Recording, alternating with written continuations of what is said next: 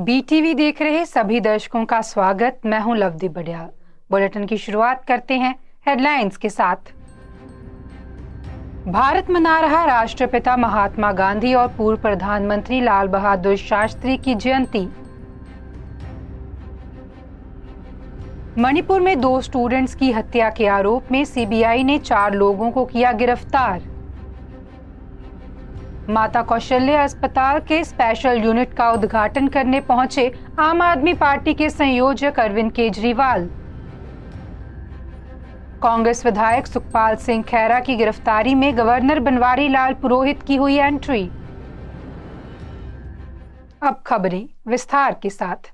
देश 2 अक्टूबर को राष्ट्रपिता महात्मा गांधी की 154वीं और पूर्व प्रधानमंत्री लाल बहादुर शास्त्री की 119वीं जयंती मना रहा है। प्रधानमंत्री नरेंद्र मोदी, राष्ट्रपति द्रौपदी मुर्मू, कांग्रेस अध्यक्ष मल्लिकार्जुन खड़गे, लोकसभा स्पीकर ओम बिरला ने राजघाट में श्रद्धांजलि दी। गांधी परिवार सहित अन्य नेता भी राजघाट पहुंचे। इससे पहले 1 अक्टूबर को देश भर में स्वच्छता ही सेवा अभियान मनाया गया। इसके तहत प्रधानमंत्री नरेंद्र मोदी ने फिटनेस ट्रेनर अंकित बैनपुरिया के साथ श्रमदान किया। केंद्रीय आवास और शहरी मामलों के मंत्री हरदीप सिंह पुरी ने शुक्रवार को बताया कि स्वच्छता पखवाड़े की थीम कचरा मुक्त भारत है। देश भर में 6.4 लाख से अधिक साइटों को श्रमदान के लिए चुना गया है।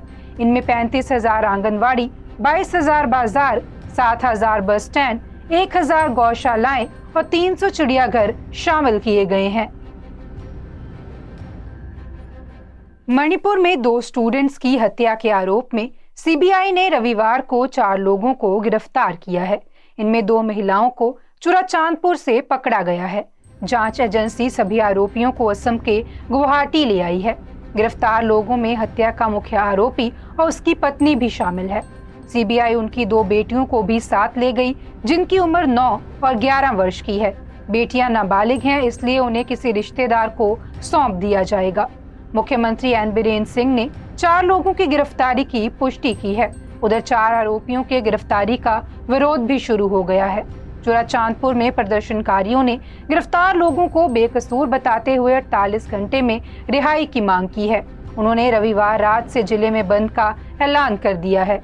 इसके बाद राज्य में सेल्युलर इंटरनेट बैन 6 अक्टूबर तक बढ़ा दिया गया है। बता दें कि मणिपुर में 23 सितंबर को इंटरनेट बहाली के बाद मैदानी इलाकों से 27 और पहाड़ से 14 युवाओं के गायब होने की जानकारी सामने आई थी। बता दें कि इनका अभी तक कुछ पता नहीं चल पाया है।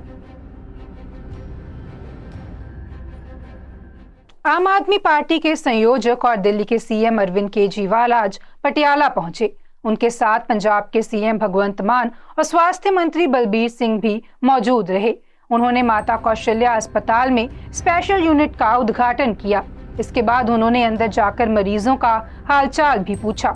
इसके बाद वह पटियाला संगरूर रोड स्थित न्यू पोलो ग्राउंड में गए, जहां उन्होंने स्वस्थ पंजाब अभियान की शुरुआत की। आम आदमी पार्टी का कहना है कि 550 करोड़ से अस्पतालों के हालात सुधरेंगे। पटियाला आने से पहले अरविंद केजरीवाल ने ट्वीट कर कहा कि आज गांधी जयंती के अवसर पर पंजाब में स्वास्थ्य क्रांति की शुरुआत होने जा रही है।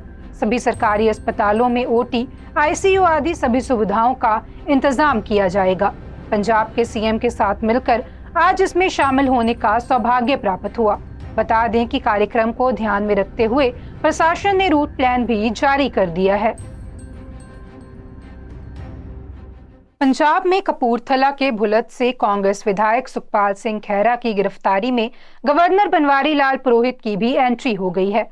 गवर्नर ने पंजाब के डीजीपी से गिरफ्तारी के मामले को लेकर रिपोर्ट तलब की है। उनसे पूछा गया है कि खैरा को क्यों और किन हालातों में गिरफ्तार किया गया है। ये बात इसलिए है क्योंकि पंजाब में आप सरकार, सीएम भगवंत मान और गवर्नर के रिश्तों में लंबे समय से तल्खी चल रही है। बता दें कि खैरा को गुरुवार सुबह 5:30 बजे चंडीगढ़ से गिरफ्तार कर लिया गया था। विधायक को गिरफ्तार करने के लिए जलालाबाद पुलिस उनके चंडीगढ़ सेक्टर 5 स्थित निवास स्थान पर पहुंची थी, जिसके बाद पंजाब के सीनियर कांग्रेसी नेता गवर्नर बनवारी लाल पुरोहित से मिलने पहुंचे थे। इसमें उन्होंने खैरा की गिरफ्तारी को राजनीतिक स्टंट बताया था। उक्त पत्र पर संज्ञान लेते हुए गवर्नर ने डीजीपी पंजाब से मामले में गिरफ्तारी की रिपोर्ट तलब की है, जिसमें उन्होंने खैरा की गिरफ्तारी का कारण पूछा है। देश के 5 राज्यों में विधानसभा चुनाव से पहले नई दिल्ली में बीजेपी की केंद्रीय चुनाव समिति की तीसरी बैठक खत्म हो गई है। ये बैठक 30 सितंबर और 1 अक्टूबर यानी 2 दिन तक चली। रिपोर्ट्स के मुताबिक मीटिंग में प्रधानमंत्री नरेंद्र मोदी, बीजेपी अध्यक्ष जेपी नड्डा, गृह मंत्री अमित शाह और अन्य प्रमुख नेता मौजूद हुए।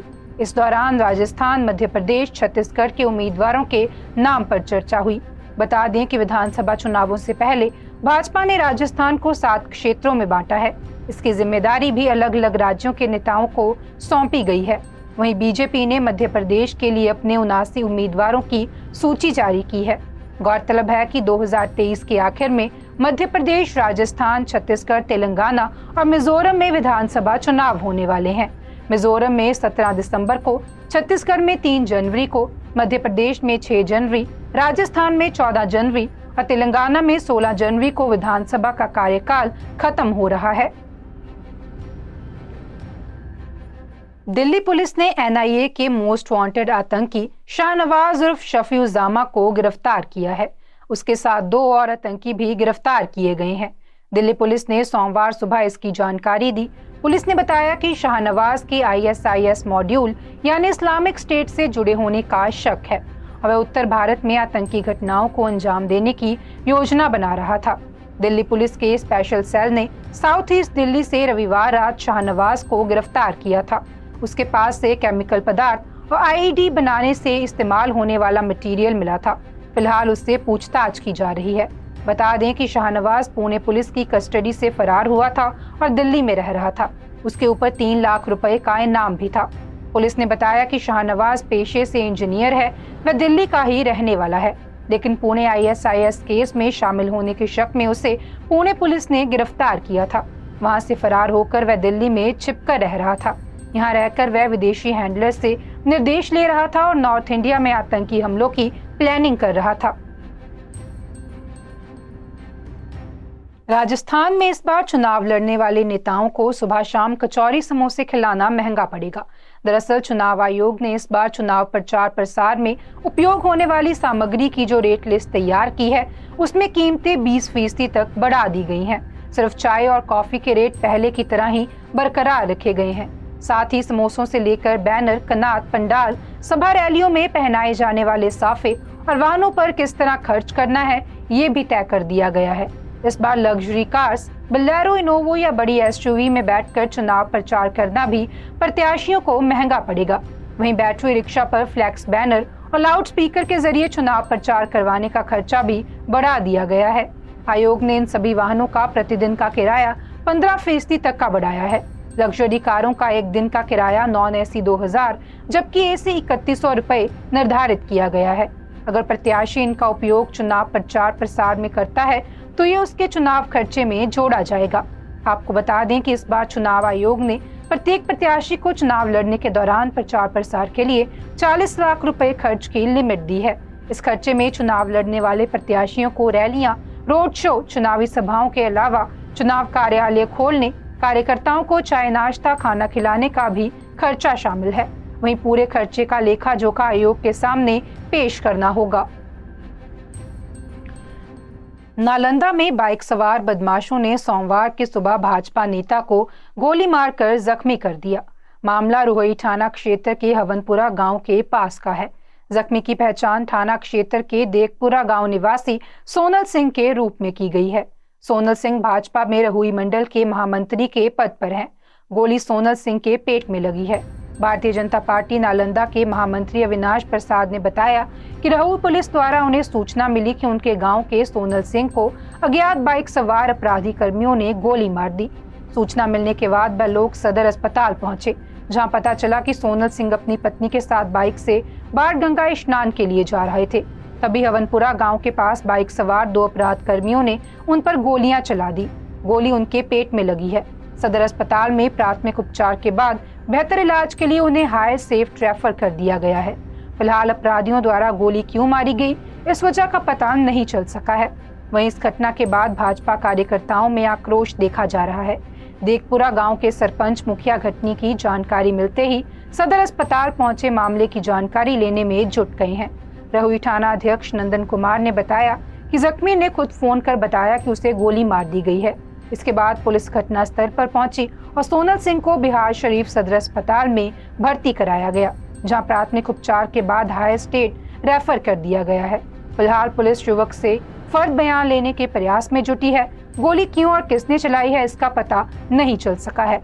पुलिस पूरे मामले की छानबीन में जुट गई है। आज के बुलेटिन में फिलहाल इतना ही। आप देखते रहें BTV, be positive, be yourself.